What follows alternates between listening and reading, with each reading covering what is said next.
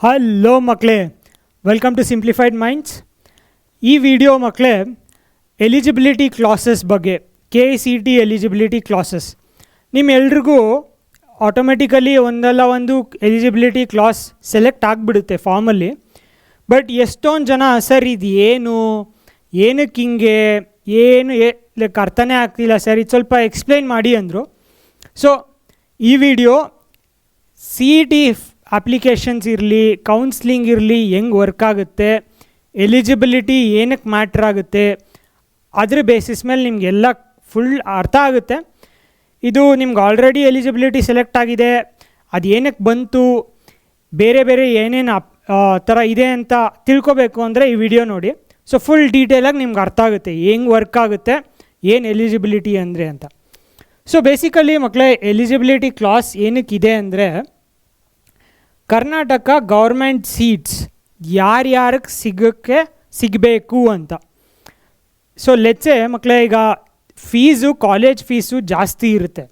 But Karnataka government ಮಕ್ಳಿಗೋಸ್ಕರ, ಕರ್ನಾಟಕದವ್ರಿಗೋಸ್ಕರ ಅದನ್ನು subsidise ಮಾಡಿ Karnataka government seat ಅಂತ ಕಮ್ಮಿಗೆ ಫೀಸಲ್ಲಿ ಇರುತ್ತೆ ಅದು. ಸೊ ಅದು ಯಾರ್ಯಾರಿಗೆ ಸಿಗಬೇಕು, ಕರ್ನಾಟಕದ ಕಾಲೇಜು ಕನ್ನಡದವ್ರಿಗೆ ಫಸ್ಟ್ ಸಿಗಬೇಕು, ಕರೆಕ್ಟ್ ಅಲ್ಲ? ಸೊ ಅದೇ ಮೇಯ್ನ್ ಆಬ್ಜೆಕ್ಟಿವಿಂದ ಈ ಎಲಿಜಿಬಿಲಿಟಿ ಕ್ಲಾಸಸ್ ಅಂತ ಮಾಡ್ತಾರೆ. ಸೊ ಎಲ್ಲೋ ನಾರ್ತಿಂದ ಬೇರೆ ಕಡೆಯಿಂದ ಎಲ್ಲ ಬಂದು ನಮ್ಮ ಕಾಲೇಜಲ್ಲಿ ಓದ್ತಾ ಇದ್ದರೆ ಅವ್ರಿಗೂ ಇದೆಲ್ಲ ಸಬ್ಸಿಡಿ ಅಥವಾ ಇದೆಲ್ಲ ಕಮ್ಮಿ ಫೀಸಲ್ಲಿ ಸಿಗಬೇಕಾ, ಆ ಸೀಟ್ ಸಿಗಬೇಕಾ ಅಂತ, that is the main background to this. So step by step ನಿಮ್ಗೆ ಎಕ್ಸ್ಪ್ಲೈನ್ ಮಾಡ್ತೀನಿ ಮಕ್ಕಳೇ. ಏನಕ್ಕಿದೆ ಅಂದರೆ ಇದು, as we told, Karnataka seats ಯಾರಿಗೆ ಅಲಾಟ್ ಆಗಬೇಕು, ಯಾರಿಗೆ ಸಿಗಬೇಕು ಅಂತ. So first topmost thing is class A. Majority of the students ನೀವು ಇಲ್ಲೇ ಇರ್ತೀರ. ಇದರಲ್ಲಿ ಏನು ಹೇಳುತ್ತೆ ಅಂದರೆ, ನೀವು ಅಟ್ಲೀಸ್ಟ್ 7 years ಕರ್ನಾಟಕದಲ್ಲಿ ಓದಿ 10th ಅಥವಾ 12th ಕರ್ನಾಟಕದಲ್ಲಿ ಓದ್ತಾ ಇದ್ದೀರಾ ಅಂದರೆ ನೀವು ಆಟೋಮೆಟಿಕಲಿ ಎಲಿಜಿಬಲ್ ಮಕ್ಕಳೇ. ಇಂಜಿನಿಯರಿಂಗ್ ಆಗಲಿ, ಮೆಡಿಕಲ್ ಆಗಲಿ, ಬೇರೆ ಬೇರೆ ಕೋರ್ಸಸ್ ಆಗಲಿ, ಕೌನ್ಸ್ಲಿಂಗಿಂದ ಏನು ತೊಗೋತೀರಾ ನೀವು ಎಲಿಜಿಬಲ್, ನೀವು ಗೌರ್ಮೆಂಟ್ ಸೀಟ್ಗೆ ಎಲಿಜಿಬಲ್ ಅನ್ನೋದು ಮೇಯ್ನ್ ಇದು. ಸೊ 7 years, ಇದು 7 years ಕಂಟಿನ್ಯೂಸೇ ಇರಬೇಕು ಅಂತೇನಿಲ್ಲ.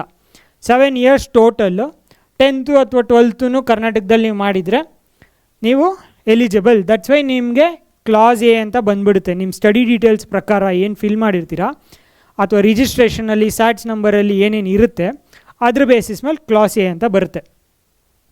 ಸೊ ಇನ್ ಕೇಸ್ ನೀವು ಇದರಲ್ಲಿ ಬರ್ತಾ ಇದ್ದೀರಾ ಬಟ್ ಈ ಕ್ಲಾಸ್ ಎ ಅಂತ ಸೆಲೆಕ್ಟ್ ಆಗಿಲ್ಲ ಅಂದರೆ ಚೆಕ್ ಮಾಡಿ ಅದು ಇನ್ನೊಂದು ಸತಿ.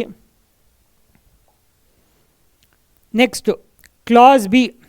ಕ್ಲಾಸ್ ಬಿ ಯಾರಿಗೆ ಅಂದರೆ ಪೇರೆಂಟಲ್ ರೂಟ್ಸ್ ಕ್ಲಾಸ್. ಸೊ ಮಕ್ಕಳೇ ನೀವು ನೋಡಿದ್ದೀರಾ, ಸ್ಟಡಿ ಡೀಟೇಲ್ಸ್ ಕ್ಯಾಂಡಿಡೇಟ್ದಿಂದಿತ್ತು, ಇನ್ನೊಂದು ಪೇರೆಂಟ್ಸ್ದು ಇನ್ನೊಂದಿತ್ತು. ಎಷ್ಟೊಂದು ಮಕ್ಕಳಿಗೆ ಪೇರೆಂಟ್ಸು ನಾವು ಹಾಕಬೇಕಾ, ಯಾರಿಗಿದು ಅಂತ ತುಂಬ ಕ್ವೆಶನ್ಸು. ಸೊ ಇದು ನೀವು ಕ್ಲಾಸ್ ಎಯಲ್ಲಿ ಬಂದಿಲ್ಲ ಅಂದರೆ ಕ್ಲಾಸ್ ಬಿ ಅಪ್ಲಿಕಬಲ್ ಆಗ್ಬೋದು. ಸೊ ಇದೇನು ಹೇಳುತ್ತೆ, ಕ್ಯಾಂಡಿಡೇಟು 11th and 12th ಕರ್ನಾಟಕದಲ್ಲಿ ಓದಿ ಅಷ್ಟೇ, 7 years ಅವ್ರು ಕರ್ನಾಟಕದಲ್ಲಿ ಓದಿಲ್ಲ ಅಂದರೆ, ಬಟ್ ಅವ್ರ ಅಪ್ಪ ಆಗಲಿ ಅವ್ರ ಅಮ್ಮ ಆಗಲಿ ಕರ್ನಾಟಕದಲ್ಲಿ ಮುಂಚೆ ಓದಿದರೆ 7 years, then they are eligible for this. So ಏನಕ್ಕಿದು, ಲೆಚೆ ಯಾರೋ ಕರ್ನಾಟಕದಲ್ಲಿ ಇದ್ದವರು ಏನೋ ಬಿಸ್ನೆಸ್ಗೋಸ್ಕರನೋ ಏನೋ ಬೇರೆ ಕೆಲಸಕ್ಕೋಸ್ಕರ ಬೇರೆ ಕಡೆ ಹೋಗಿರ್ತಾರೆ, ಮಕ್ಕಳನ್ನು ಕರ್ಕೊಂಡು ಹೋಗಿರ್ತಾರೆ ಅಲ್ಲಿ. ಬಟ್ ಅವರು 11th 12th ವಾಪಸ್ ಬಂದರೆ ಇಲ್ಲಿ ಸ್ಟಿಲ್ ಅವರು ಕನ್ನಡದವರೇ, ಬೇರೆ ಕಡೆ ಹೋಗಿದ್ರು ವಾಪಸ್ ಬಂದರು. ಸೊ ಅವ್ರಿಗೆ ಅಂತ ಈ ಕ್ಲಾಸ್ ಬಿ ಅಪ್ಲಿಕಬಲ್ ಆಗುತ್ತೆ. ಸೊ ಎಲ್ಲರೂ ಪೇರೆಂಟ್ಸ್ ಡೀಟೇಲ್ಸ್ ಏನು ಫಿಲ್ ಮಾಡೋದು ಬೇಕಾಗಿಲ್ಲ. ನೀವು ಕ್ಲಾಸ್ ಎಲ್ಲಿ ಇಲ್ಲ, ನಿಮ್ಮ 7 years ಕರ್ನಾಟಕದಲ್ಲಿ ಓದಿಲ್ಲ ಬಟ್ ಪೇರೆಂಟ್ಸ್ ಓದಿದ್ದಾರೆ ಅಂದರೆ ದೆನ್ ಈ ಕ್ಲಾಸ್ ಬಿಯಲ್ಲಿ ಪೇರೆಂಟ್ಸ್ ಡೀಟೇಲ್ಸ್, ಪೇರೆಂಟ್ಸ್ ಸ್ಟಡಿ ಡೀಟೇಲ್ಸ್ನ ಫಿಲ್ ಮಾಡಬೇಕಾಗುತ್ತೆ. Next class CDN, Kannadigas living outside Karnataka. ಕನ್ನಡದವರು ಔಟ್ಸೈಡ್ ಕರ್ನಾಟಕದಲ್ಲಿ ಇರೋದು. ಫಸ್ಟು ಹೊರನಾಡು ಕನ್ನಡಿಗ. ಸೊ ಇಲ್ಲಿ ಕನ್ನಡದವರು ಬಟ್ ಹೊರಗಡೆ ಹೋಗಿದ್ದಾರೆ ಈಗ ಏನೋ ಬೇರೆ ಬೇರೆ ರೀಸನ್ಸ್ಗೆ, ಅವ್ರಿಗೆ ಅವ್ರ ಮದರ್ ಟಂಗು ಕನ್ನಡ, ತುಳು, ಕೊಡವ ಅಥವಾ ಬೇರೆ ಆಗಿದ್ದರೆ ಮಾತ್ರ mother tongue. That's why mother tongue sir option ಇದೆ ಅಪ್ಲಿಕೇಶನ್ ಫಾರ್ಮಲ್ಲಿ. ಏನಕ್ಕೆ ಯೂಸು ಅಂದರೆ ಈ ಥರದವ್ರಿಗೆ ಯೂಸ್ ಆಗುತ್ತೆ. ಹೊರನಾಡು ಕನ್ನಡಿಗಾಸ್ ಅವ್ರಿಗೆ ಯೂಸ್ ಆಗುತ್ತೆ. ಅವ್ರ ಮದರ್ ಟಂಗ್ ಇದಿದ್ದರೆ ಮಾತ್ರ. ಆ್ಯಂಡ್ ಅವ್ರಿಗೆ ಒಂದು ಸಪ್ರೇಟ್ ಕನ್ನಡ ಲ್ಯಾಂಗ್ವೇಜ್ ಟೆಸ್ಟ್ ಅಂತ ಇರುತ್ತೆ. ಆ ಲ್ಯಾಂಗ್ವೇಜ್ ಟೆಸ್ಟಲ್ಲಿ ಪಾಸ್ ಆಗಬೇಕು. ಪಾಸಾಗಿ ಅವ್ರ ಮದರ್ ಟಂಗ್ ಇದು ಅಂತ ಪ್ರೂಫ್ ಕೊಟ್ಟು ಅಂದರೆ ಅವರು ಈ ಕ್ಲಾಸ್ ಸಿ ಅಲ್ಲಿ ಎಲಿಜಿಬಲ್ ಆಗ್ತಾರೆ.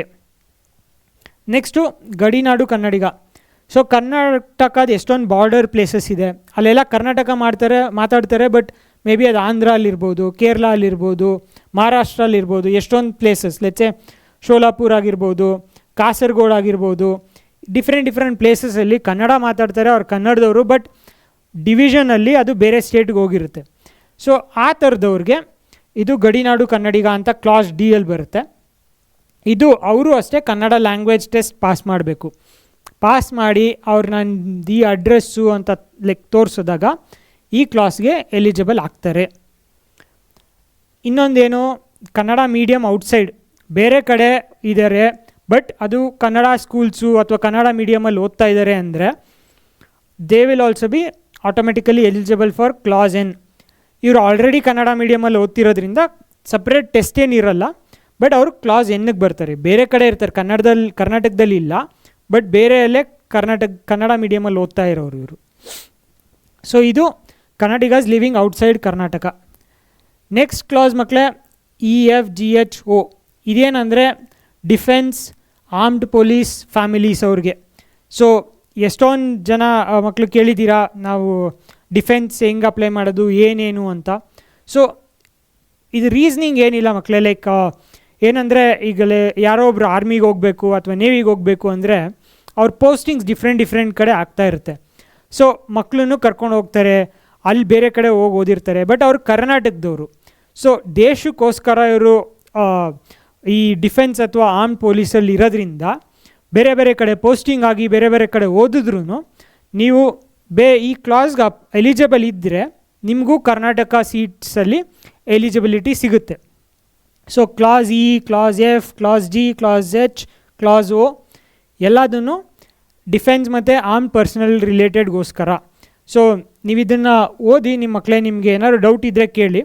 This is dedicated for defence and arm professionals. Next transferable government jobs.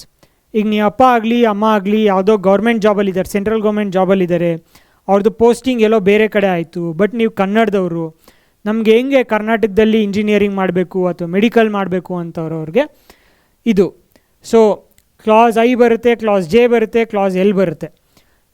ಈ ಕಂಡೀಷನ್ಸ್ ನೀವು ಮೀಟ್ ಆದಾಗ ಈ ಕ್ಲಾಸಲ್ಲಿ ನಿಮಗೆ ಎಲಿಜಿಬಿಲಿಟಿ ಅಂತ ತೋರಿಸುತ್ತೆ, ನೀವು ಗೌರ್ಮೆಂಟ್ ಸೀಟ್ ಕರ್ನಾಟಕದಲ್ಲಿ ಕ್ಲೇಮ್ ಮಾಡ್ಬೋದು. ನೆಕ್ಸ್ಟು MPs ಫ್ರಮ್ ಕರ್ನಾಟಕ, ಇದಕ್ಕೆ ಸಪ್ರೇಟ್ ಕ್ಲಾಸ್ ಇದೆ. ಸೊ ಕರ್ನಾಟಕದಿಂದ ಸೆಲೆಕ್ಟ್ ಆಗಿ ಮೆಂಬರ್ ಆಫ್ ಪಾರ್ಲಿಮೆಂಟಲ್ಲಿ ಅವರು ಡೆಲ್ಲಿಯಲ್ಲಿರ್ಬೋದು, ಬೇರೆ ಕಡೆ ಇರ್ಬೋದು. ಸೊ ಆ ಮಕ್ಕಳಿಗೆ ಇದು ಡೆಡಿಕೇಟೆಡ್ ಒಂದು ಕ್ಲಾಸ್ ಇದೆ. Next again one more class ಇದೆ, ಜಮ್ಮು ಕಾಶ್ಮೀರ್ ಮೈಗ್ರೆಂಟ್ಸ್ಗೋಸ್ಕರ ಡೆಡಿಕೇಟೆಡ್ ಆಗಿ ಆ ಮಕ್ಕಳಿಗೆ ಸಪೋರ್ಟ್ ಮಾಡಬೇಕು ಅಂತ ಇನ್ನೊಂದು ಕ್ಲಾಸ್ ಇದೆ. ಅವ್ರಿಗೂ ಕರ್ನಾಟಕದಲ್ಲಿ ಸೀಟ್ಸು ಎಲಿಜಿಬಲ್ ಇರುತ್ತೆ. ಇನ್ನೊಂದಿದೆ ಮಕ್ಕಳೇ ಲಾಸ್ಟು, ಬಟ್ ಇದು nursing specific, not all courses, class Y ಅಂತ. ನರ್ಸಿಂಗಿಗೆ ಮಾತ್ರ ಬೇರೆಯವರು ಅಪ್ಲೈ ಮಾಡ್ಬೋದು. This is the biggest reason ಮಕ್ಕಳೇ, ನೀವು ಯಾವುದೇ ಹಾಸ್ಪಿಟ್ಲಾಗಲಿ ಎಲ್ಲೇ ಹೋದ್ರೂ ನರ್ಸಸ್ ಮೆಜಾರಿಟಿ ಕೇರಳದವ್ರು ಇರ್ತಾರ, ನೋಡಿದ್ದೀರಾ? That's because nursing course alone ಅದೊಂದು ಮಾತ್ರ ಯಾರು ಬೇಕಾದ್ರೂ ಅಪ್ಲೈ ಮಾಡ್ಬೋದು, ನಾನ್ ಕರ್ನಾಟಕ ಕ್ಯಾಂಡಿಡೇಟ್ಸ್ ಅಪ್ಲೈ ಮಾಡ್ಬೋದು. ಸೊ ಅದಕ್ಕೆ ನೀವು ನರ್ಸಿಂಗ್ ಯಾವುದೇ ಕಾಲೇಜ್ಗೆ ಹೋಗಲಿ ಔಟ್ಸೈಡ್ ಕರ್ನಾಟಕದವರೇ ಜಾಸ್ತಿ ಇರ್ತಾರೆ, especially Kerala. So just summer like ಎಲ್ಲ ಏನು ಅಂದರೆ ಮಕ್ಕಳೇ, ನಾವು ಒಂದೊಂದು ಕ್ಲಾಸಸ್ಸು ನೋಡಿದ್ವಿ. ಇದರಲ್ಲಿ ಡೆಡಿಕೇಟೆಡಾಗಿ ಇನ್ನೊಂದು ರಿಸರ್ವೇಷನ್ನು, ಇದು ಜಸ್ಟ್ ಕ್ಲಾಸು ನೀವು ಎಲಿಜಿಬಲೋ ಅಲ್ಲೋ ಅಂತ ಹೇಳೋದಕ್ಕೆ. ಅದ್ರ ಆದಮೇಲೆ ಇನ್ನೂ ಡಿಫ್ರೆಂಟ್ ಟೈಪ್ಸ್ ಆಫ್ ರಿಸರ್ವೇಷನ್ ಇರುತ್ತೆ. ಕ್ಯಾಟಗರಿ ಇರ್ಬೋದು ಅಥವಾ ಸ್ಪೆಷಲ್ ಕೋಟಾ ರಿಸರ್ವೇಷನ್ ಇರ್ಬೋದು. ಅದೆಲ್ಲ ಯಾರ್ಯಾರಿಗೆ ಅಪ್ಲೈ ಆಗುತ್ತೆ ಅಂದರೆ ಈ ಕ್ಲಾಸಸಲ್ಲಿರೋರ್ಗೆ ಅಪ್ಲೈ ಆಗುತ್ತೆ. ಯಾರ್ಯಾರಿಗೆ ಅಪ್ಲೈ ಆಗಲ್ಲ, ಈ ಕ್ಲಾಸಸಲ್ಲಿರೋರ್ಗೆ ಅಪ್ಲೈ ಆಗಲ್ಲ. ರಿಸರ್ವೇಷನ್ ಎಲಿಜಿಬಿಲಿಟಿ ಅಂದರೆ ನಿಮಗೆ ಕರ್ನಾಟಕ ಗೌರ್ಮೆಂಟ್ ಸೀಟ್ ಇದೆಯಾ ಇಲ್ವೋ ಅಂತ ಫಸ್ಟ್ ಆಫ್ ಆಲ್ ನೀವು ಅದನ್ನು ತಗೊಳಕ್ಕೆ ಅರ್ಹರ ಇಲ್ವಾ ಅಂತ ಎಲಿಜಿಬಿಲಿಟಿ. ರಿಸರ್ವೇಷನ್ ಅಂದರೆ ಇನ್ನೂ ಲೈನಲ್ಲಿ ಜಂಪ್ ಮಾಡಿ ಮುಂದೆ ಹೋಗಿ ಸೀಟು ಸಿಗೋದು ರಿಸರ್ವೇಷನ್, ಈ ಕ್ಯಾಟಗರಿಗೆ ಈ ಸೀಟ್ಸ್ ರಿಸರ್ವ್ ಆಗಿರುತ್ತೆ ಅಂತ ಮಾಡಿರ್ತಾರೆ. ಅದನ್ನು ಕ್ಲೇಮ್ ಮಾಡೋಕ್ಕೆ ಈ ಕ್ಲಾಸಸ್ ಅವ್ರು ಮಾತ್ರ ಅಪ್ಲಿಕಬಲ್ಲು. ಸೊ ಬೇಸಿಕಲಿ ಅದೇ ಎಲಿಜಿಬಿಲಿಟಿ ಅಂದರೆ ತಲೆ ಕೆಡ್ಸ್ಕೊಳೋದು ಬೇಡ ಮಕ್ಕಳೇ, ನಿಮಗೆ ಆಟೋಮೆಟಿಕಲಿ ನಿಮ್ಗೆ ಬಂದುಬಿಡುತ್ತೆ. ಅಗೇನ್ ನಾನು ಎಕ್ಸ್ಪ್ಲೈನ್ ಮಾಡಿದ್ದೀನಿ. ಸೊ ಇದರಿಂದ ನಿಮ್ಗೆ ಅರ್ಥ ಆಗುತ್ತೆ ಹೆಂಗೆ ವರ್ಕ್ ಆಗುತ್ತೆ ಇದು ಏನು ಅಂತ. ಸೊ ಲೆಟ್ಸಿ ನೀವು ಯಾವ ಕ್ಲಾಸ್ ಸೆಲೆಕ್ಟ್ ಆಗಿದೆ ನಿಮಗೆ, ನಿಮ್ದು ಯಾವ ಕ್ಲಾಸು ಅಂತ, ಎಲಿಜಿಬಿಲಿಟಿ ಕ್ಲಾಸು ಅಂತ ಕಮೆಂಟ್ ಮಾಡಿ ನೋಡೋಣ. ಎಷ್ಟು ಜನ ಸಿಂಪ್ಲಿಫೈಡ್ ಮೈಂಡ್ಸು ಲೋಕಲ್ಸ್ ನೋಡ್ತಾ ಇದ್ದಾರೆ, ಎಷ್ಟು ಜನ ನಾನ್ ಕರ್ನಾಟಕ ಕನ್ನಡಿಗಾಸ್ ನೋಡ್ತಾ ಇದ್ದಾರೆ, ಎಲ್ಲ ಗೊತ್ತಾಗುತ್ತೆ. ಕಮೆಂಟ್ ಮಾಡಿ ಮಕ್ಕಳೇ, ನೋಡೋಣ ನೀವು ಯಾವ ಕ್ಲಾಸು ಅಂತ. ಅಗೇನ್ ಏನಾದರೂ ಡೌಟ್ಸ್ ಇದ್ದರೆ ಡೆಫಿನೆಟ್ಲಿ ಕಮೆಂಟ್, ನಾವು ಅದನ್ನು ನೋಡ್ತೀವಿ. ಇದೊಂದು ಬಿಗ್ಗೆಸ್ಟ್ ಕ್ವೆಶನ್ ಎಲ್ಲರೂ ಕಮೆಂಟ್ ಮಾಡ್ತಾಯಿದ್ರು, ಎಲಿಜಿಬಿಲಿಟಿ ಸರ್ ಬಗ್ಗೆ ಎಕ್ಸ್ಪ್ಲೈನ್ ಮಾಡಿ ಸರ್ ಅಂತ, ಅದಕ್ಕೆ ಮಾಡಿದ್ವಿ. ಬೇರೆ ಬೇರೆ ಏನೇನು ಕ್ವೆಶನ್ಸ್ ಇದೆ ಎಲ್ಲದನ್ನು ಕಮೆಂಟ್ ಮಾಡಿ, ನಾವು ಅದಕ್ಕೆ ಐದರ್ ಅಲ್ಲೇ ರಿಪ್ಲೈ ಮಾಡ್ತೀವಿ ಇಲ್ಲ ಡೆಡಿಕೇಟೆಡ್ ವೀಡಿಯೋ ಮಾಡ್ತೀವಿ. ಥ್ಯಾಂಕ್ ಯು ಮಕ್ಕಳೇ.